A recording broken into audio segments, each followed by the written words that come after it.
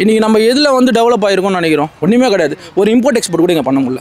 ஒரு இம்போர்ட் எல்லாத்தையுமே ப்ரைவேட் செக்டர்கிட்ட கொடுத்துட்டாங்க. இபி கொடுத்துட்டாங்க, பஸ்ஸு கொடுத்துட்டாச்சு. முக்கால்வாசி நீங்கள் போய் எங்கே சென்ட்ரல் கவர்மெண்ட் ரயில்வே எங்கே போய் பார்த்தாலும் அவங்க தான் இருக்காங்க. நம்மளுங்க எங்கே இருக்காங்க? எல்லாமே மோஸ்ட் ஆஃப் நார்த் பீப்புள் தான் இருக்காங்க. நம்மளுங்க எங்கே இருக்காங்க? யாருமே கிடையாது. இன்னும் ஒரு 5 வருஷம் 10 வருஷம் போச்சுன்னா ஃபுல்லாக நார்த் இந்தியன்ஸ் தான் இருப்பாங்க. நம்ம இங்கே இருக்கவே மாட்டோம். இவங்களுக்கு என்ன, இவங்க வீட்டில் உட்காந்து நல்லா சாப்பிடுவாங்க, எல்லோரும் வசதியாக இருக்காங்க, எல்லோரும் பார்ப்பாங்க. ஒரு ஸ்டாண்டர்டில் இருக்கவன் மேலே ஏறி எப்படியே தப்பிச்சு போயிடுவான். அதுக்கு கீழே இருக்கவன் இருக்கவன்ல அதுக்கப்புறம் வர்றதே ரொம்ப கஷ்டம். இப்படியே இதே நிலமை போச்சுன்னா வர்றதே ரொம்ப கஷ்டம். ஈவன் தமிழ்நாட்டில் இவ்வளோ ஃபேக்ட்ரி இருந்தாலும், இவ்வளோ ஒர்க் ஷாப் இருந்தாலும், மோஸ்ட் ஆஃப் வந்து ஒர்க்கிங் பர்சன் எல்லாமே நம்மளுங்க கம்மி தான். கேட்டால் சம்மந்தமே காரணம் நினைக்கிறீங்க ப்ரோ? யார் காரணம்? ஆளுங்கட்சி தான் காரணம். வேறு யார் காரணம் சொல்லுவோம்? அந்த டைமில் யாரெல்லாம் ரூலிங் பண்ணுறாங்களோ அவங்க தான் காரணம். ஒரு கம்பெனி, ஒரு எம்என்சி கம்பெனி உள்ளே வருது, ஒரு ஐடி உள்ளே வருதுன்னா அவங்கள உள்ளே வர விடணும். வர கம்பெனிக்கிட்டலாம் நீங்கள் வந்து கேட்டிங்கன்னா அவன் என்ன பண்ணுவான்? எவன் ஃப்ரீயாக எனக்கு வேலை வாய்ப்பு இருந்தால் போதும்னு சொல்லிட்டு அங்கே தான் போப்பான். ஆவடியில் வந்து ஐடி ஆஃபீஸ் வர வேண்டியது ஒன்று கிடக்கு, இன்னொன்று ஒரு 2-3 வர வேண்டியது போயிடுச்சு. பெங்களூருக்கு வர வேண்டியது பெங்களூருக்கு போயிடுச்சு. இதே மாதிரி தான் ஃபேக்ட்ரி கியா மேனுஃபேக்சரிங் இங்கே வர வேண்டியது, அதுவும் போயிடுச்சு. கியா இப்போ கார்ஸ் மட்டும் சேல் பண்ணுறான், மேனுஃபேக்சரிங் இங்கே வர வேண்டியது, இங்கே தான் வர வேண்டியது, அதுவும் மாறி போயிடுச்சு. எல்லாத்துக்கும் என்ன காரணம்? இவங்க வாங்குற கமிஷன் தான் காரணம். அவன் மேனுஃபேக்சரிங் காஸ்ட்டோட அவன் கமிஷன் கேட்டால் அவன் என்ன பண்ணுவான்? கொஞ்சமாவது வந்து இதெல்லாம் யோசிச்சாதான் வர ஜென்ரேஷன் உள்ள வந்துட்டா நமக்கு தண்ணி தட்டுப்பாடு அதிகமாகிடும் அப்படின்னு தான் வேணாம். அப்போ யாருமே விடாதீங்க. நீங்கள் அப்போ பியரு நீங்கள் எல்லாம் வச்சுருக்கீங்களா? நீங்கள் எல்லாருமே வச்சுருக்கீங்களே சார், எல்லாம் வச்சுருக்கீங்களே. ஏன் கல் வந்து கொடுக்க சொல்கிறாங்களே, கொடுத்துருப்போங்க. மதுவெல்லாம் ஒழிக்கல முடியாது, சும்மாலாம் பேச்சு. யார் வந்தாலும் நான் மது ஒழிக்கிறேன் அதெல்லாம் சும்மா பேச்சு. மதுவெல்லாம் ஒழிக்க முடியாது. நீங்கள் சாராயத்தை விடுங்க, கல் பர்மிஷன் கொடுக்க வேண்டியது தானே. அந்த காலத்துல இருக்கு. ஈவன் பாண்டிச்சேரியில் கல் இறக்கிட்டு தான் இருக்காங்க, இன்னும் சப்ளை பண்ணி தான் இருக்காங்க. நீங்கள் இதுக்கு மட்டும் தண்ணி போகுது, கார் மேனுஃபேக்சரிங் மட்டும் தண்ணி போகுதுன்னா அப்போ ஆல்கஹாலுக்கு தண்ணி போகலையா? வேறு எந்த கூல்ட்ரிங்க்ஸும் தண்ணி போகலையா? அதுக்கெலாம் தண்ணி போகலையா? வெறும் கார் மட்டும் தான் மேனுஃபேக்சரிங் தண்ணி போதான். ஆல்ரெடி எல்லாத்தையும் நீங்கள் தான் விற்று கொடுத்துட்டீங்களே, என்ன இருக்குது? மீதி கொஞ்சம் நஞ்சு தான் இருக்குது. கொஞ்சம் வந்து அதுவும் என்ன பண்ண போகிறீங்க? இன்னும் ஒரு 10 வருஷத்தில் இருக்குமா இல்லைன்னு தெரில. அப்படி தான் போயிட்டுருக்கு. ஒன்றுமே இல்லை. அதாவது ஒரே ஒரு விஷயம் என்ன பாராட்டலாம், என்ன தெரியுமா? மற்ற ஸ்டேட்டில் கம்பேர் பண்ணுறதுக்கு கொஞ்சம் எஜுகேஷன் சிஸ்டம் நல்லா இருக்குது. Even Tamil Nadu and Kerala okay compare பண்ணுறதுக்கு. மற்ற நீங்கள் நார்த் சைடில் எங்கெல்லாம் போனீங்கன்னா அவங்களெல்லாம் அதான் சொல்லுவாங்க, ஒரு 100%ல் ஒரு 20% தான் கொஞ்சம் கேப்பபிளாக இருக்காங்க. மீதி 80% வந்து இல்லை. படித்து என்ன தான் மார்க் எடுத்தாலும் போய் பேச சொன்னால் கூட அந்தளவுக்கு ஸ்ட்ரகிள் தான் வராங்க. இப்போ அவங்களே ஃபீல் பண்ணுவாங்கன்னா இவங்க அந்தளவுக்கு படிச்சிட்டாங்களா, இவங்களை இந்த மாதிரி சொல்கிறாங்க. ஆனால் அவங்க பாவர்ட்டியில் இருக்காங்க, அவங்கள ஏமாற்ற போகிறாங்கன்னு சொல்லிட்டு அவங்களுக்கே தெரில.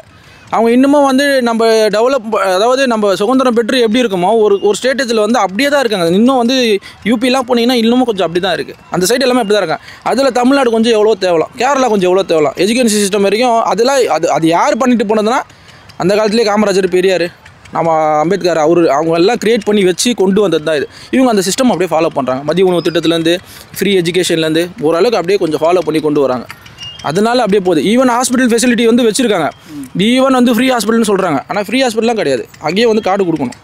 கார்டு வந்து ஒரு சர்ஜரி ப்ரொசீஜர்னால் அதில் கார்டில் காசு இருக்கணும். 4 லட்ச ரூபா 4 லட்ச ரூபா பேமெண்ட் வாங்குறாங்க. ஸோ ப்ரொசீஜர் காஸ்ட் எல்லாமே வாங்குறாங்க.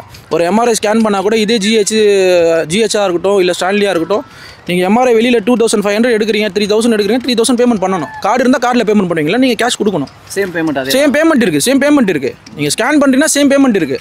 சேம் பேமெண்ட் நீங்கள் பண்ணி தான் ஆகணும். 2500 ஆர் 3000 மேக்ஸிமம் ஒரு 500 தான் டிஃபரன்ஷியேட் இருக்கும். ரொம்ப ஃப்ரீலாம் கிடையாது. நீங்கள் அங்கே பேமெண்ட் கொடுக்குறீங்களா, ப்ரைவேட்டில் கொடுக்குறீங்களா, அந்த பேமெண்ட் நீங்கள் கொடுத்து தான் பண்ணணும். நீங்கள் ஈவன் டேரெக்டாக போயிட்டு ஒரு ஸ்கேன் நான் எம்ஆர்ஐ எடுக்கணும்னு சொல்லிட்டு கேளுங்க, எனி ஸ்கேனுக்கு கேளுங்க, பேமெண்ட் கொடுத்து தான் ஆகணும். பேமெண்ட்டோட பர்சன்டேஜ் வந்து மாறணும், ரொம்பலாம் மாறுது. 500 டிஃபரன்ஷியேட் வரும். அங்கே 3000 கொடுங்கன்னா 2500 கொடுப்பீங்க. அது எதுக்கு கவர்மெண்ட்டு? ஒரு ஃப்ரீ அதெல்லாம் கிடையாது. எங்கேயோ ஃபுல் ஃப்ரீ அப்படி கிடையாது. கார்டு இருக்குல்ல, கார்டில் யூஸ் பண்ணிக்கணும். நீங்கள் கார்டில் ஸ்வைப் பண்ணிக்கணும். உங்கள் கார்டோட வேல்யூ எவ்வளோ 4.55 lakhs இருக்கா, அதில் ஸ்வைப் பண்ணிக்கணும். இப்படி தான் ஃபுல்லாகவே இப்படி தான் செக்ரிகேட் ஆகி ரன் ஆகிட்டுருக்கு. ஓகே வந்து ஹாஸ்பிட்டல் வைஸ் நல்லா இருக்குன்னு வச்சுப்போம். தமிழ்நாடு நீட் எப்போ உள்ளே கொண்டு வந்தாலும் அது சொல்லி முடிச்சிட்டாங்க. அதுவும் ஒரு பக்கம், ஏன்னா ஹாஸ்பிட்டல் வைஸ் நல்லா இருக்குது.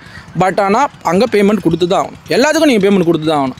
ஒரு வார்டுக்கு ஷிஃப்ட் பண்ணாலும் சரி, அதே மாதிரி உள்ளே இருக்க ஸ்டாஃப்ஸு கிஃப்ட்ஸு நீங்கள் எங்கே போனாலும் சரி, ஒரே விஷயந்தான், ஊழல் லஞ்சம் இல்லாத இடம் கிடையவே கிடையாது. கரப்ஷனே இல்லாமலாம் கிடையாது. நீங்கள் கரப்ஷன் பார்த்தீங்கன்னா ஒரு நாளைக்கு நீங்கள் அங்கே உள்ளே போய்ட்டு உங்களுக்கு தெரிஞ்சவங்க யாரா பேஷண்ட் ஒருத்தவங்க அட்மிட் ஆகிருக்காங்கன்னா பர் டே இல்லைன்னா நீங்கள் 300 செலவு பண்ணி ஆகணும்.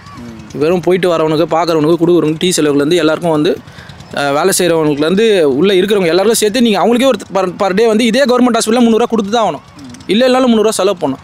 ஒரு பேஷண்ட்டை இங்கேருந்து அங்கே மூவ் பண்ணி ட்ராலியில் கொண்டு போகிறாங்கன்னா அவனுக்கு நீங்கள் 100 கொடுக்கணும், 200 கொடுக்கணும். ஒரு இடத்துல எக்ஸ்ரே எடுத்து கூப்பிட்டு போகிறான், எம்ஆர்ஐ எடுக்க கூப்பிட்டு போகிறான்னா நீங்கள் கொடுத்து அவனை காசு அவன் ஓப்பனாகவே கேட்பான் அவங்ககிட்ட, அங்கேருந்து திருப்பி அவன் கூப்பிட்டு வரும். ஸோ இப்படி இருந்தால் அவனா வச்சுட்டா இருக்கா, அவன் எதுக்கு அங்கே வரான்? அப்போ அவங்க எதுக்கு அங்கே பார்க்க வராங்க? அப்போ ப்ரைவேட்டுக்கு உங்களுக்கு என்ன டிஃப்ரென்ஷியேட்டு? ஆனால் இதெல்லாம் கவர்மெண்ட் தெரியும், ஆனால் கண்டுக்க மாட்டாங்க, கேட்க மாட்டாங்க. அப்போ என்ன தான் கவர்மெண்ட் ரன் பண்ணுறாங்க? நான் எல்லாத்தையும் வந்து சிஎம் பார்ப்பாரான்னு கேட்டால் அது எல்லாத்தையும் சிஎம் பார்க்க முடியாது. அப்போ அந்த சம்மந்தப்பட்ட துறையில் இருக்கிறவங்க என்ன பண்ணிகிட்டு இருக்காங்கன்னு தான் கேட்குறேன். ஒரு சம்மந்தப்பட்ட துறையில் நீங்கள் மற்றதெல்லாம் கொள்ளடிங்கன்ற, அதாவது நீங்கள் எங்கே கொள்ளடிக்க முடியுமோ அங்கே கொள்ளடிச்சிங்க. ஒருத்தன் உயிருக்கு வந்து போராட்டி அங்கே படுத்துருக்காங்க, அங்கே போய் கொள்ளடிச்சு என்ன பண்ண போகிறீங்க? அப்போ எதில் தான் நீங்கள் பண்ணாமல் இருப்பீங்கன்னு தான் கேட்குறேன். சாப்பாட்டில் பண்ணுறீங்க, சரி பரவாயில்ல, சத்துணவில் பண்ணுறீங்க, சின்ன குழந்தைங்க சத்துணவு திட்டத்தில் அதில் பண்ணுறீங்க. ரோட்டில் இருக்கிற பஸ் எல்லாமே ப்ரைவேட் ஆக்கிட்டீங்க, அதுவும் இன்னும் கொஞ்சம் நாளில் ஃபுல்லாக ப்ரைவேட் ஆகிடும். மகளிருக்கு ஃப்ரீ பஸ் விட்டுன்னு சொல்லிட்டு விட்டுட்டாங்க ஒரு பக்கம். ஆனால் பஸ் டிபார்ட்மெண்ட்டை வந்து பேருந்து துறையை வந்து நீங்கள் ப்ரைவேட் கிட்ட ஹேண்ட் ஓவர் பண்ணுறீங்க. ஒரு டிரான்ஸ்போர்ட்டை எப்படியே ப்ரைவேட் கிட்ட ஹேண்ட் ஓவர் பண்ணால் இப்போ பப்ளிக் என்ன பண்ணுவாங்க? இன்னும் மின்சாரம் அதுவும் ப்ரைவேட் கிட்ட ஹேண்ட் ஓவர் பண்ணுறீங்க, இதோ வரப்போகிற ஹார்பரும் ப்ரைவேட் கிட்ட ஹேண்ட் ஓவர் பண்ணுறீங்க, எல்லாத்தையும் நீங்கள் ப்ரைவேட் கிட்ட ஹேண்ட் ஓவர் பண்ணுறீங்க. இன்னும் ஹாஸ்பிட்டல் மட்டும் தான் இருக்குது. ஹாஸ்பிட்டலில் வந்து இருக்கிறதும் நீங்கள் ப்ரைவேட் கிட்ட ஹேண்ட் ஓவர் பண்ணிங்கன்னா சொல்லி முடிஞ்சிச்சு, அதுவும் முடிச்சு. அது ஒன்று மட்டும் தான் கையில் வச்சுருக்கீங்க, அதுவும் கொடுத்துட முடிச்சு. ஆனால் அந்த ஒன்றுலேயே என்ன பண்ணுறீங்கன்னா அதுலையாவது ஊழல் நடக்காமல் பார்த்துட்டா நல்லாயிருக்கும். அது ஒன்றுத்துலையாவது ஊழல் ரெண்டே விஷயம் தான். உங்கள்கிட்ட வேறு எதுவுமே பெருசாக வேணாம், நீ அதை ஏமாற்றிட்டு கொண்டுட்டு போ. ஒரு நல்ல எஜுகேஷனு, நல்ல ஹாஸ்பிட்டல் ஃபெசிலிட்டி, இது ரெண்டு மட்டும் நீங்கள் கொடுத்தா போதும். வேறு எதுவும் உங்கள்கிட்ட வந்து வேணாம். மீதி வரவன் என்ன பண்ணுவான்? படித்து அவனே பொழைச்சி திறமையாக இருந்தால் அவன் எங்கன்னா போய் ஏதாவது ஒன்று பண்ணி பொழைச்சிப்பான். வேறு எதுவும் நீங்கள் வந்து இருக்கிற சொசைட்டிக்கு இருக்கிற ஜென்ரேஷனுக்கு நீங்கள் வேறு எதுவுமே கொடுக்கவே வேணாம். ஒரு நல்ல எஜுகேஷன் சிஸ்டமோ நல்ல ஹாஸ்பிட்டல் ஃபெசிலிட்டி மட்டும் கொடுத்தா போதும், அவன் எங்கேயாவது போய் பொழைச்சிப்பான். இங்கே பொழைக்கிறவங்களே எங்கேயாவது போய் பொழைச்சிப்பான். உங்கள்கிட்ட வேறு எதுவும் நீங்கள் அப்புறம் இந்த நாட்டை இந்த இருக்கிற தமிழ்நாட்டை நீங்கள் வச்சுக்கிறீங்களோ இல்லை சுடுகாடாக்குறீங்களோ ஏதாவது பண்ணிட்டு போங்க.